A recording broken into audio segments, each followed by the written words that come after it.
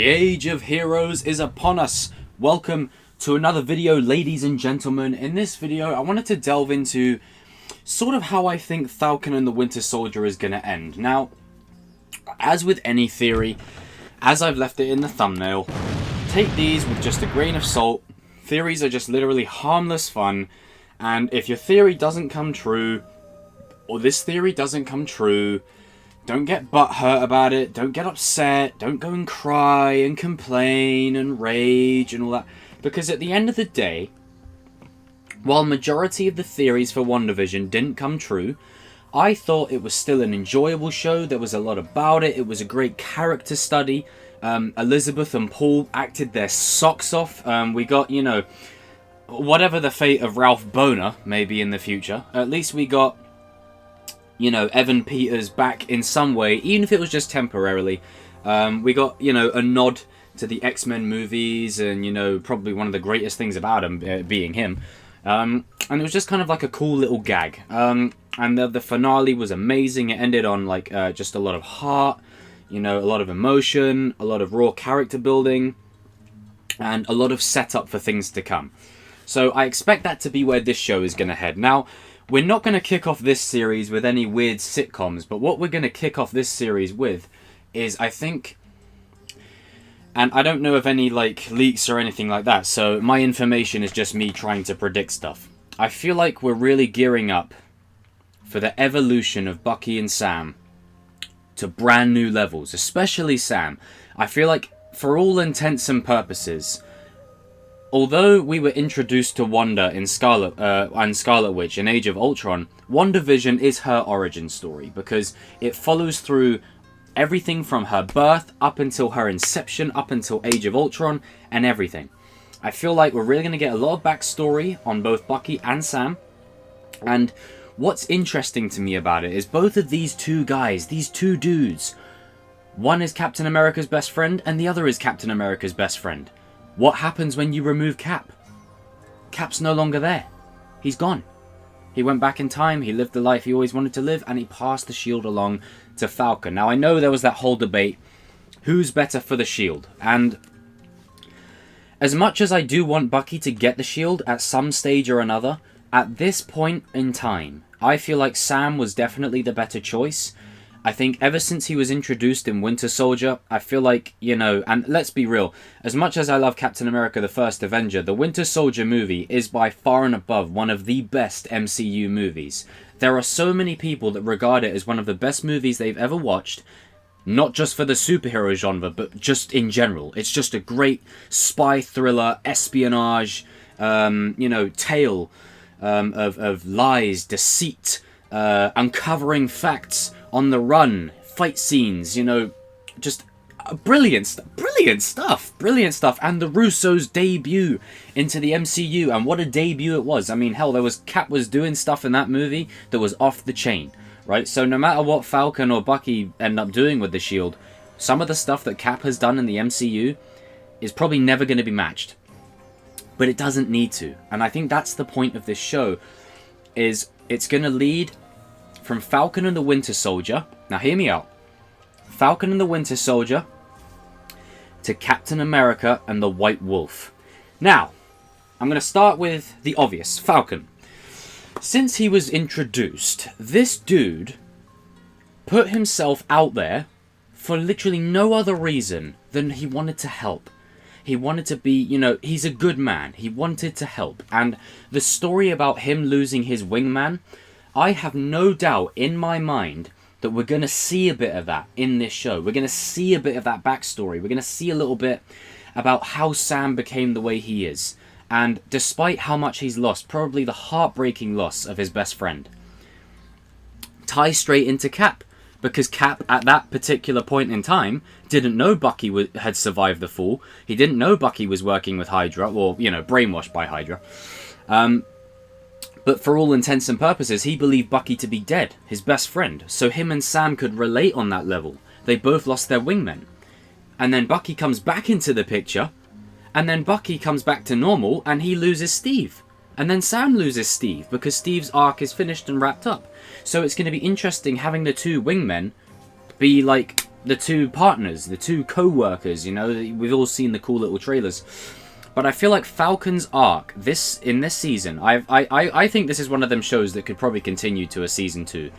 I don't see WandaVision continuing to a season 2, because for me, that was dealing with grief and the fallout of Avengers Endgame and Infinity War, and it was Wanda just really sort of showcasing her abilities and setting up Doctor Strange 2, which then in turn sets up Multiverse, which then in turn sets up Spider-Man, and, you know, all the Venom stuff and all that kind of thing, and the Sinister Six and all that jazz. Oh, great stuff coming.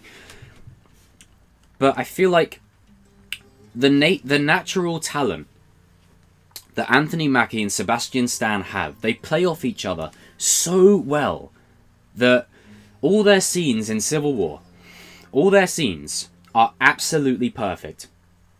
Brilliant. Absolutely brilliant. It just works. It's like, you couldn't have done that earlier? I hate you. Can you move your seat up? No. It's perfect. Brilliant. I know people were kind of concerned they were leaning in a bit too much to the comedic route, but I think that's just done because it's Anthony Mackie and Stan. Let's just be real. It's because it's those two. But it's still Falcon and it's still Bucky.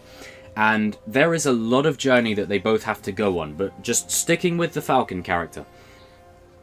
Falcon flies like no other in the MCU.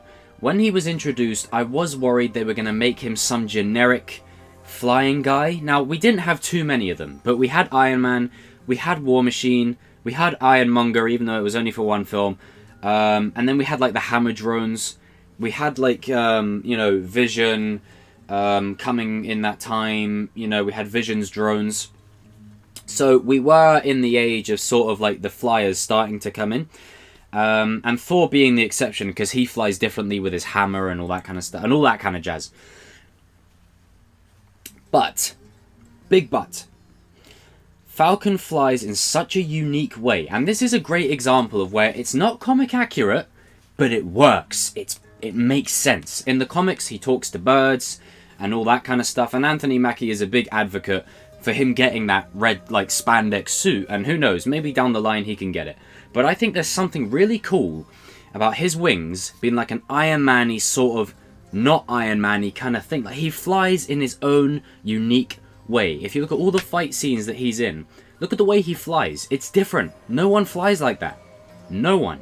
Iron Man and War Machine, you know, Iron Man has a very slick sort of dynamic way. War Machine has a very sort of military kind of style flight.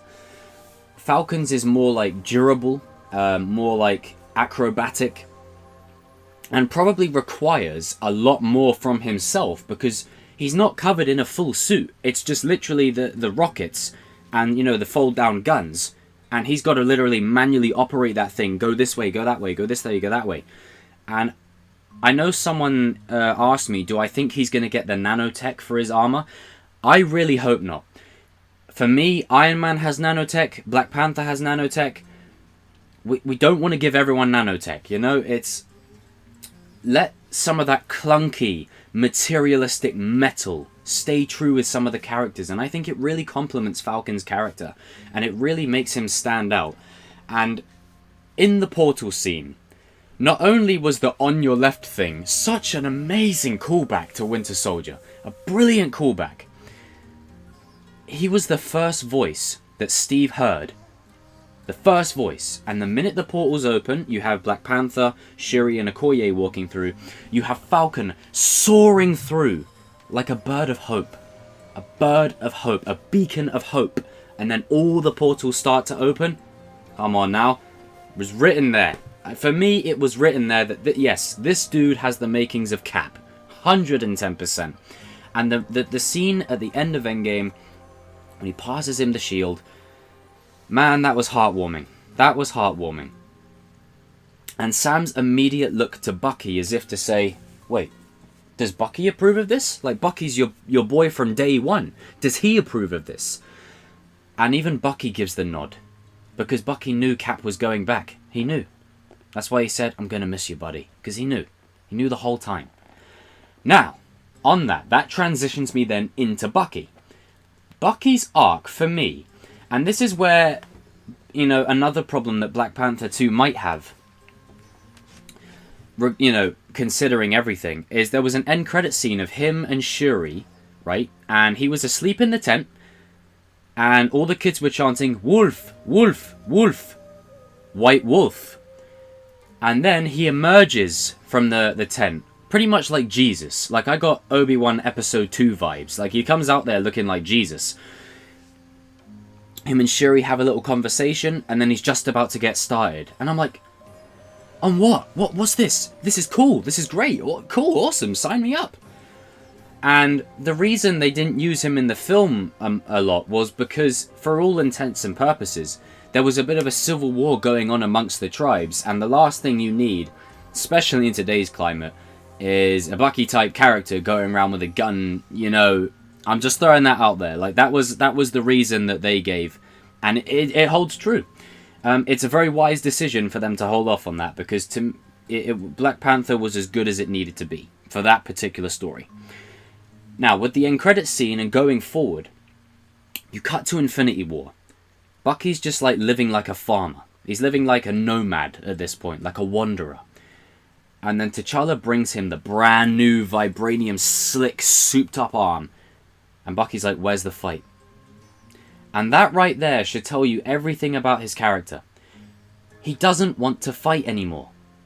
He doesn't. Cap doesn't want to fight. Cap doesn't want to fight because he's tired. He just wants to live a life. Bucky, on the other hand, he likes peace. He likes peace. And I think he saw Sam as probably, at this point in time, the much better choice in case Bucky should down the line maybe change his mind or become something else.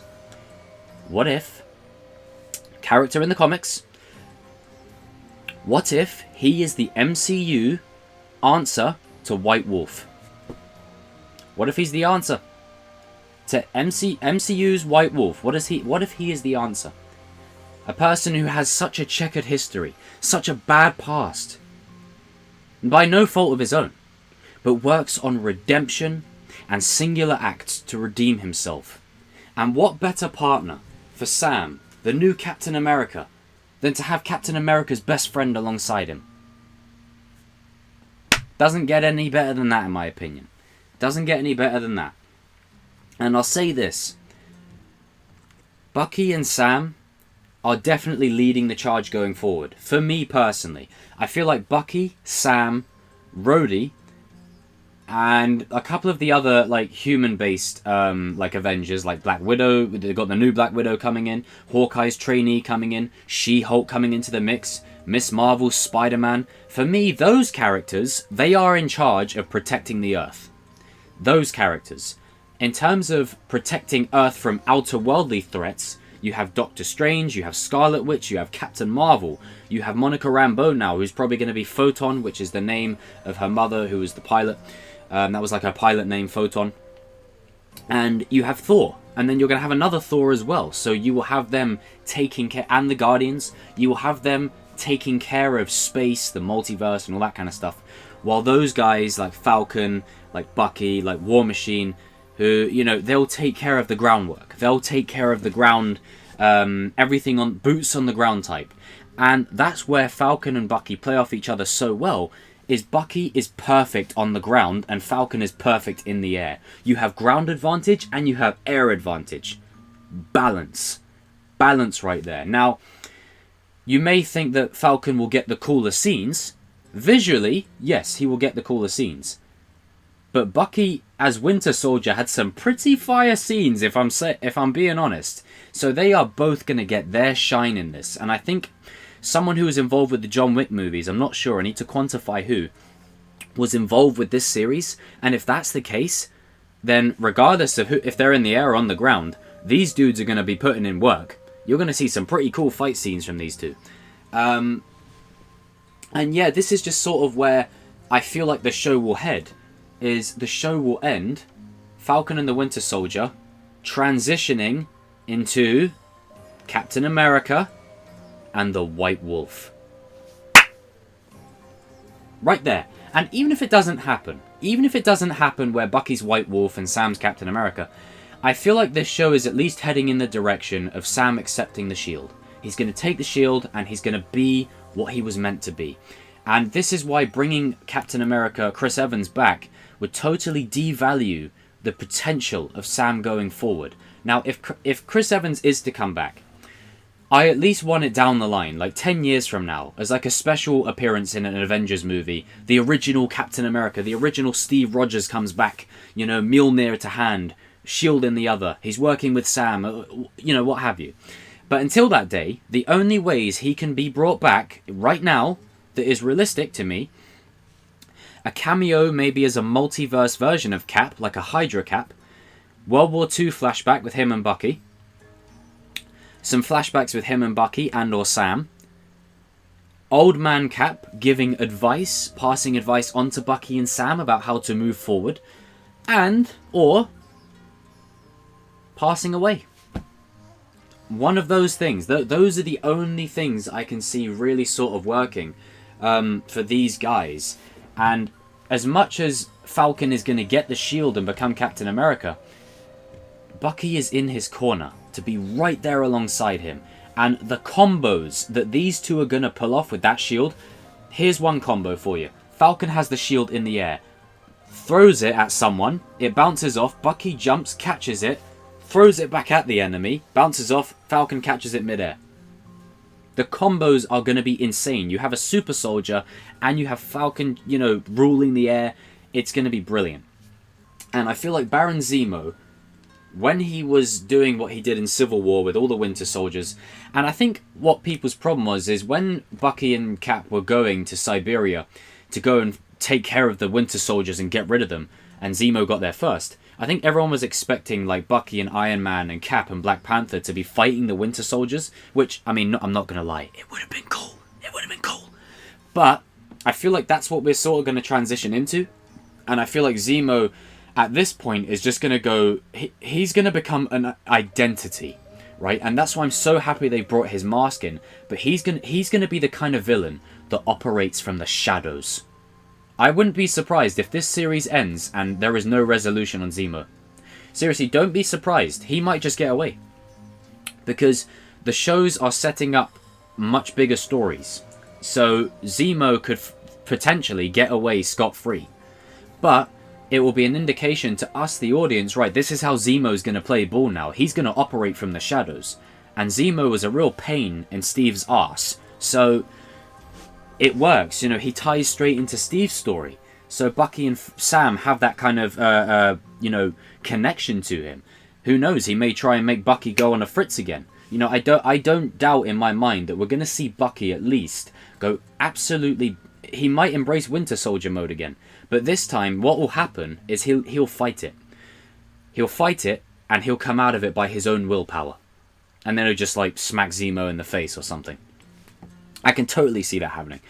But again, this is just theory, guys. And when I say it's just theory, I say this because I like to preface this. Because a lot of people, especially within, like, you know, Star Wars fandom, if theories don't happen, a lot of people get upset. They get, you know, throw hissy fits. Instead of enjoying the story for what it is, rather than what you want it to be, you know, go and write fan fiction, you know?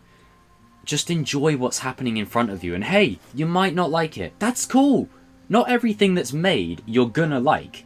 You cannot cater to every single person and minutia out there. There's too much. It's too much of an uphill battle.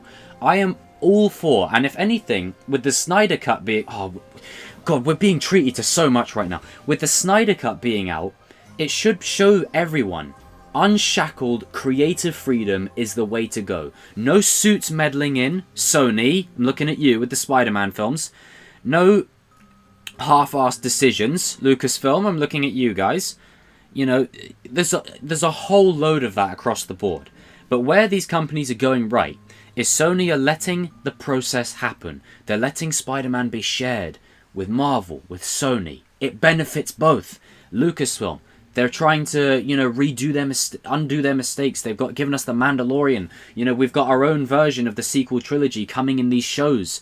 Yeah, you know, with The Mandalorian, you've got the Kenobi show coming, Rangers of the Republic, The Acolyte. You know, the Light of the Jedi that started the whole High Republic section. There's so much greatness happening. And I cannot wait. I cannot wait. But ladies and gentlemen, I've gone on for a lot longer than I expected I would go on to. But this is just me sort of prepping for Falcon and the Winter Soldier, because I tell you what, I cannot wait. I'm so hyped. I'm so ready. I'm ready to go. And I can't wait. Guys and girls, leave all your comments down below. I'm interested to hear what you guys have to say. And yeah, let me know if you guys want me to do like sort of watch parties and stuff. I'm open to maybe doing one as a test to see how it goes. I don't really have the best of cameras at the minute. I have like just a little webcam. But even then, that might do. And then you guys can watch with me at the same time. And then we can just enjoy it. And then you guys can get my honest like reaction and thoughts as I'm watching it. And I have to be honest, I'm probably one of the most boring people to watch when I'm reacting, just because I don't really say much because I'm usually engrossed in the storytelling. But I will 100% be talking about the episodes. I'll be talking about the character arcs. I'll definitely do an overall series review, sort of like how I did with WandaVision. But the thing is with this show, this is the one that I was looking forward to the most. I'm the most hyped for this one because it's going to be right to the point, straight to the action. It's got two of, in my opinion, of the most underrated characters in Marvel. And don't be surprised, by Avengers 5, by the time Avengers 5 comes out, Bucky and Sam are in that team. 100% they're in that team. Bucky, Sam, Doctor Strange, Captain Marvel, Spider-Man, you know, White Vision maybe, Scarlet Witch, and potentially Black Panther in some way, shape or form. Those, and maybe Jane's Thor and Thor. Those ones, and maybe Rhodey. Those guys will be like the main ones, and maybe Ant-Man. But as I said, there are way too many Avengers now to do like one movie. They might split it. They might do like Avengers 5, the New Avengers. Avengers 6, the West Coast Avengers. You know, Thunderbolts, the Dark Avengers, you know. I feel like we're gearing for that. Young Avengers, you know, we've got Speed and Wiccan from WandaVision. We've got Kate Bishop in the Hawkeye series. We've got the kid from Iron Man 3. He was at the end game, in the ending of Tony Stark's funeral. That kid. So maybe he'll become like an Iron Boy, Iron Lad. That was the name. Then you've got Iron Heart as well, who will definitely be probably mentored by War Machine, and he'll help guide her in the ways. And that's essentially what these shows are about. They're about mentoring the next in line. And I want to give a big shout out to War Machine, because he's been here as long as Iron Man has. Now I know Terrence Howard played him in the beginning and then Don Cheadle came in a couple of years later, but ultimately he's been here since the beginning as well. Let's give War Machine his due. Let's give him his shine. And can't wait. So guys and girls, leave your comments down below. I will be interested to hear what all of you have to say regarding this topic. Falcon and Bucky are two of my favourite characters within the MCU. I cannot wait to see where they go from here. And the benefit to them being in their own show is you really get to know the characters. You know, in a 2-hour movie with like 50 characters, you only get a few minutes per character. And it's a real task to try and balance good storytelling between that many characters, you know? I mean, hell, the only medium I can think of that's done it well is Cobra Kai. Other than that, most other franchises really struggle because it is hard. It is very hard. And the one thing I've heard about the Snyder Cut is if it was released at a theater, it probably just wouldn't work because it's too long. But the way it's conceptually designed, it has to be that long, you know? So always measure your opinions, guys, you know? Just try and enjoy stuff a little bit more. That's what I'll leave off with. Anyway, I will see you all in another video soon. And if I say to you, subscribe to this channel, I'm sure the answer is going to be, no. No, I don't think I will. Oh, that became a meme, didn't it?